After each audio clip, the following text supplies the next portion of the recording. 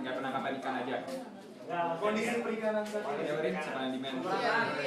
Kalau menurut gue sih ini soto-soto yang gue aja sih sebenarnya. Tujuan besarnya dari kita ngukur supply chain itu tingkat pemenuhan demand-nya. Jadi sebenarnya dua hal yang gue tulis di sini apa sih? Ibu harus terganti rugi. Sebenarnya cuma dua hal utama gitu, demand sama supply. Tapi untuk menghitung demand dan supply ini banyak banget isinya faktor-faktor yang kita harus masukin gitu, yang kita harus perhatiin. Untuk supply aja kita sebenarnya bagian masalah overexploited, underexploited itu masih bagian dari faktor yang untuk nentuin supply gitu. Itu tuh bukan goal akhirnya masalah overexploited atau underexploitednya. Karena ujung-ujungnya tetap yang kita cari itu gap antara ini.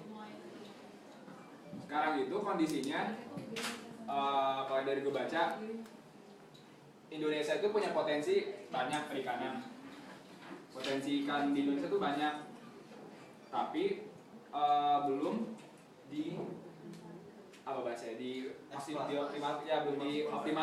dimaksimalkan, belum dimanfaatin gitu, belum dimanfaatin. Jadi pengennya Indonesia itu memaksimalkan potensi ikan yang ada di perairan Indonesia, karena sebenarnya menurut yang gue baca Indonesia itu potensi ikannya terbesar di dunia. Jadi itu yang mau diukur. Nah terus tadi Zaki udah sempat ngebahas ya demand-nya itu kita gimana ngukurnya. Jadi kita asumsinya demand itu ngambil dari konsumsi per kapita. Atau gue jelasin dulu deh. Jadi nanti yang mau kita simulasin itu selama 8 bulan. 8 bulan. Dari Januari Agustus. Kita ingin melihat nih tren demand-nya gimana, supply-nya gimana gitu. Kalau tadi demand, si Zaki kan udah ngejelasin, kita pakai acuan konsumsi per kapita.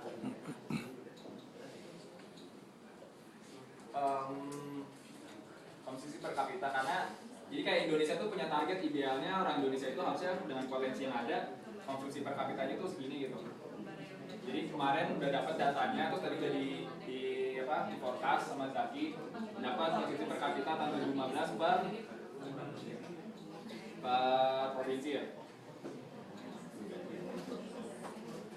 Nah ini sebenarnya kalau kita tanya per tahun bisa nih pakai ini, tapi kalau ditanya kemarin pada datang kan ada yang datang juga kan yang pas gue ngejelasin data.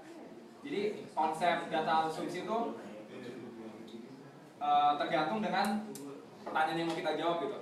Misalkan kalau kita mau nanya pada tahun 2015 gimana sih konsumsi per kapitanya, boleh langsung pakai ini gitu. Tapi kalau kita mau lihat, kita mau simulasi dalam 8 bulan, kita nggak bisa pakai angka untuk 1 tahun penuh karena nggak mungkin sama kan konsumsi per bulannya.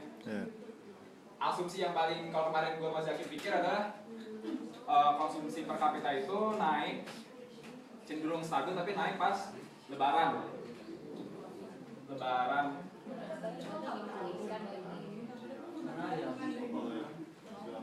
Tapi ya sih Lebaran daging sih yang lebih ini, tapi tetap ada naiknya. Nggak tahu kalian ada nilai nggak? Maksudnya asumsi lain. Gue sih malah.